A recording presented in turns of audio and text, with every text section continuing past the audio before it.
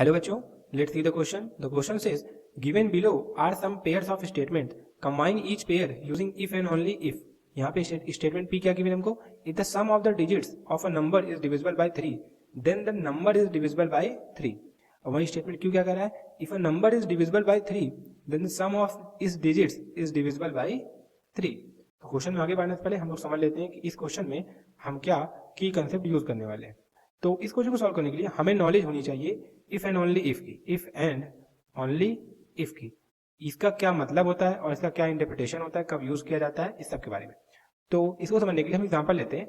हमें कोई statement given है P और दूसरा स्टेटमेंट है Q. अगर P इंप्लाई कर रहा है Q को और साइमल्टेनियसली Q इंप्लाई कर रहा है P को, तो इन दोनों बातों को एक साथ लिखने के लिए हम यूज करते हैं if and only if implication का. और ये कैसे लिखी जाती है? P is such that double implication का साइन और ये Q. ये होता है हमारा basically if and only if का इंटरप्रिटेशन. इसको एग्जांपल के तौर पर समझें तो अगर x स्क्वायर इक्वल टू 16 है, ये इंप्लाई करेगा कि हमारा x equal two plus minus 4 होगा. वहीं अगर x equal two plus minus 4 है तो हमारा x स्क्वायर क्या होगा? 16. मतलब यहां से इधर जाएं या हम इधर से इधर आए, दोनों बातें एक ही तरीके से मतलब इंटरप्रेट की जा सकती हैं, बस हमारे लिखने का तरीका अलग अलग है. अब इन्हीं बातों को एक साथ लिखने के लिए हम इफ एंड ओनली इफ का यूज कर लेते हैं. सो क्वेश्चन में हमसे जो बोला है अब वो चलते हैं. तो क्वेश्चन में हमसे क्या बोला है कि P और Q को हमें कंबाइन करके लिखना है.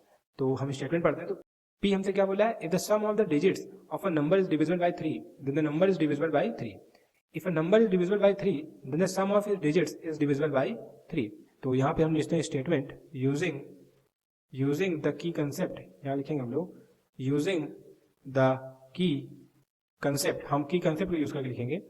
स्टेटमेंट क्या हमारा बनेगा? यहाँ से the number is divisible, the number is divisible by 3 if and only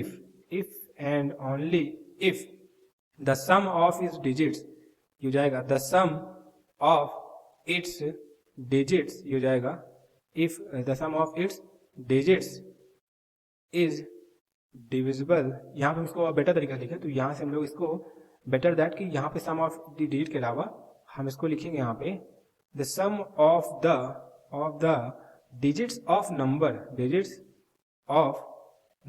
हो जाएगा number is divisible by 3. this will be divisible by 3. तो ये हो गया हमारा final answer. So this is the final answer to this question. I hope you have understood everything very well. Thank you and all the best.